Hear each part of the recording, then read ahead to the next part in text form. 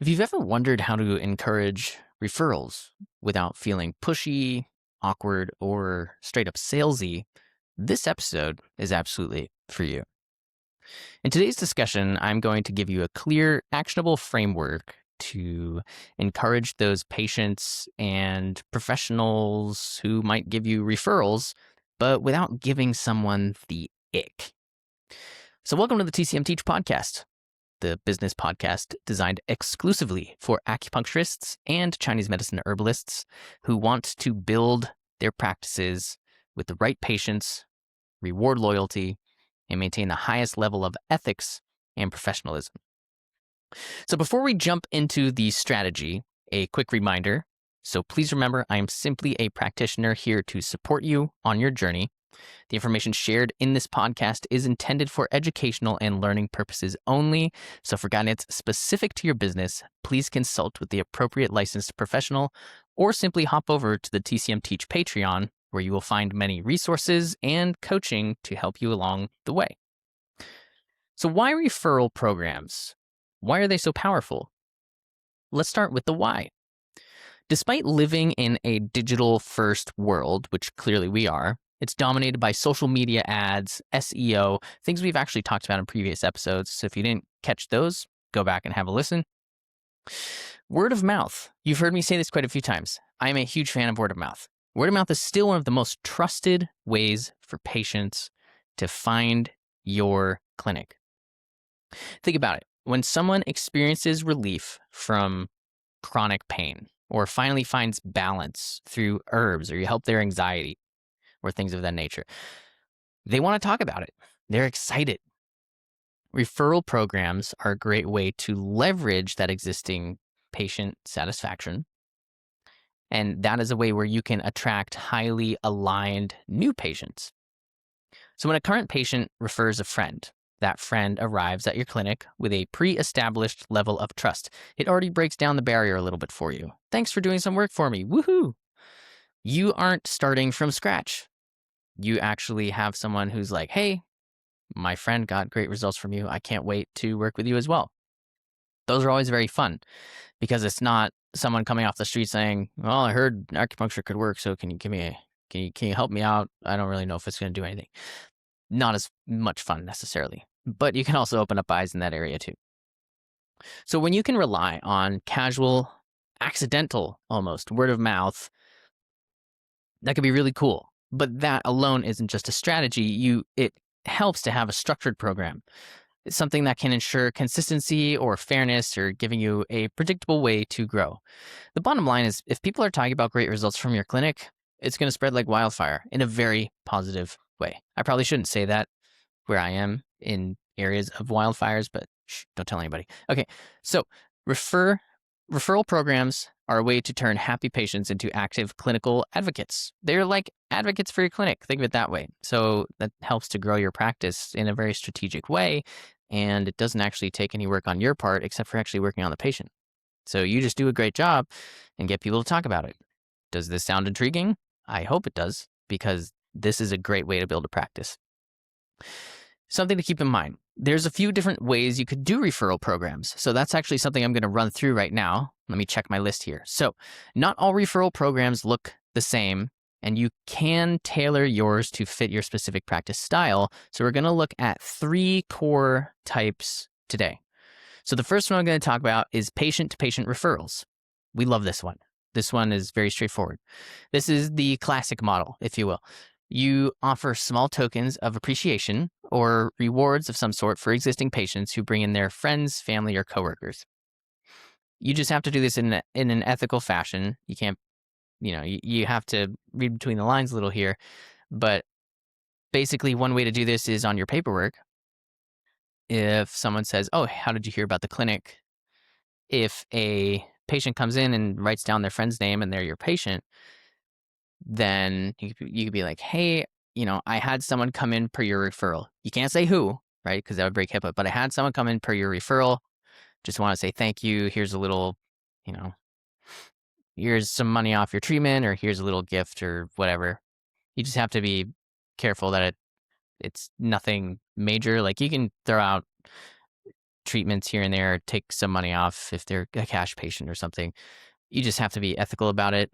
So just watch out.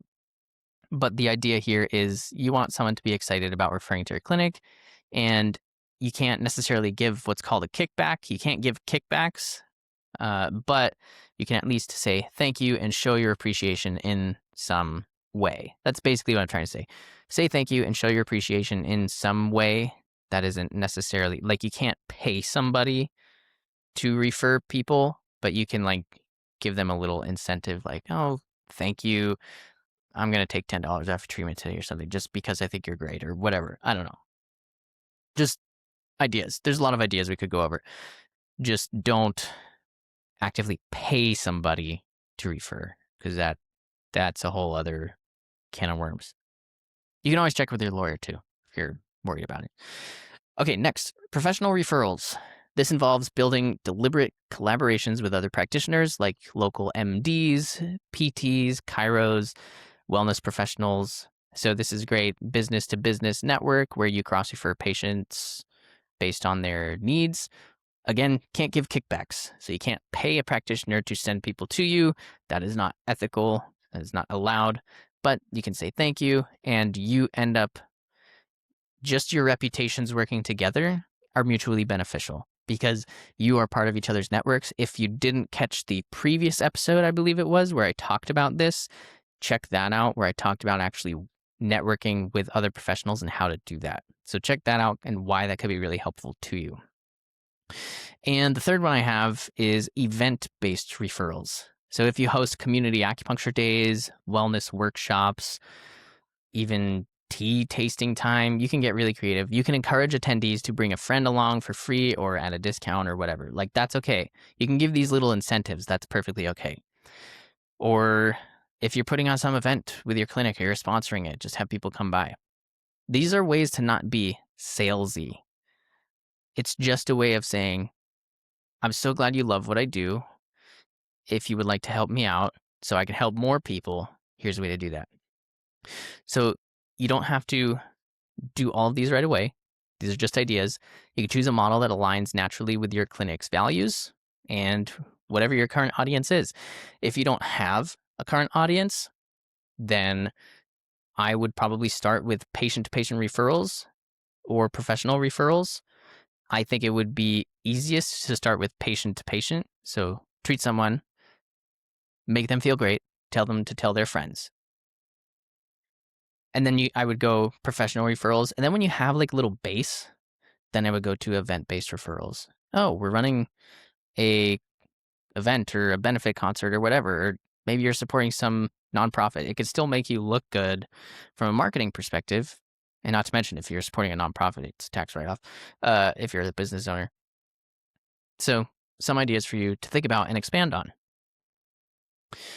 So how do you structure your program? So now how do we actually build this out?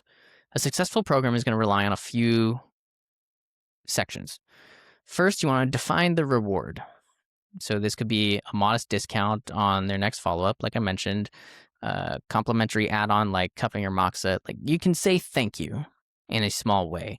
Educational content like exclusive wellness ebook or physical rewards like wellness products or herbal teas from your clinic dispensary. It has to be small, nothing major. You want to keep it simple. If a patient has to jump through hoops, fill out complex forms, or remember a 10-digit code, that's crazy. Patients should easily understand exactly how to participate if they want to get some reward for referrals. You want to be able to track the referrals accurately and consistently. So whether you use your EHR software, a spreadsheet, or simple intake form that asks, who can we thank for referring you today? Like I said, who can we say thank you to? Or who referred you? Make sure you know exactly where the growth is coming from. If you have this one client that's brought 5 different clients to your clinic, find a way to say thank you. That really goes a long way, and they feel more valued, and it honestly grows the professional relationship between you and the patient or client, whatever you call them, so much deeper, and it's very rewarding. So if you're able to communicate clearly or have them something to look forward to give them, you don't want it to be a secret. If you have something consistent, it could be really great. You can also just be the practitioner that says thank you. That's fine too. You don't have to do any of this. But small ways to say thank you go a long way, even if it's writing a thank you note. It doesn't even have to be a structured program, but it can be. If you refer 10 people, I will throw in some consult or something, or make it up. Like, the options are limitless here. Just be able to communicate what it is clearly to everyone and make sure everyone can participate. You can highlight these things in newsletters or post about it on social media or something. That's perfectly okay. You just want it to be simple, clear, and you want to be able to have a way to track it. Is it working? So if you create a program where if you refer someone, I will give you this. It could be bring a friend Fridays. Cool. You're running a community acupuncture clinic for a couple hours on Fridays. You and your friend, I'll treat your friend for free if you come and pay like a normal client. Something like that. Because then they could split the cost or something. Just small incentives like that can go a long way. So some ethical considerations I do want to keep in mind. You do have to remember HIPAA always. Don't ever skimp on HIPAA. As medical professionals, ethics always have to come first. So we want growth, but we never want it to be at the expense of integrity. You hear me say that a lot. So when we design our program, we want to avoid any promise of outcomes or guaranteed results. We can't do that. We're not allowed to do that by law. We cannot ethically trade treatments for guaranteed cures, or and our marketing really should reflect that. This is what I mean by small rewards, not giving kickbacks, can't make curing guarantees. You should know this if you're in practice already. You have to ensure that rewards do not pressure patients or refer inappropriately. You want it to be organic. You don't want just random people to come through the door. Again, this is why you don't want to give kickbacks like money, because you really shouldn't do that. The referral should always be born out of a genuine satisfaction, not financial coercion. Yes. And of course, maintain patient confidentiality at all times. Even when the patient refers another patient, that's why you put it in the form. Who can we thank for referring you today? When that comes back and the patient says, oh, I referred my friend, did they come in? You can't say yes or no by law. You can say, I did have a patient come in that you referred, and thank you so much. I'd like to just say thank you. I'm going to throw in the cupping for no charge today, just as a thank you. Something like that. You want to maintain patient confidentiality. That's so important. Ethical referral programs strengthen public trust in your practice rather than compromising it. We don't want to compromise that. So when you promote your referral program or event or whatever it is, how do you do it without giving people the ick, right? Nobody wants the ick. A lot of people actually fall short when it comes to sales because they're like, I don't want to feel salesy or slimy or whatever. And I've talked about that in previous episodes, but I'm going to reiterate it here. You want to announce it gently during patient visits and follow-up calls if you have an actual program going on. Hey, at the end of a great session, when a patient says, I feel amazing, you can simply say, I'm so glad. We love treating people just like you. If you ever have friends or family looking for care, we have a referral program to welcome them. So it could be a discounted initial treatment for the referral. If you want to refer anyone here, I'll do their initial for $100 instead of $200 or whatever. Include info in newsletters and emails. So a small permanent footer in your monthly email update. That's an easy way to do it, just to tell people. It's passive. You could add reminders in your clinic signage, something that says, here's the promotion we're running right now to get new patients in the door. Tell your friends. So it could be the discounted initial. Encourage professional partners to participate as well. You can sit down, grab coffee, say, hey, you work on athletes, I work on athletes.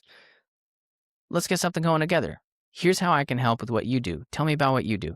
Again, we talked about that in the previous episode, so make sure you listen to the previous episode.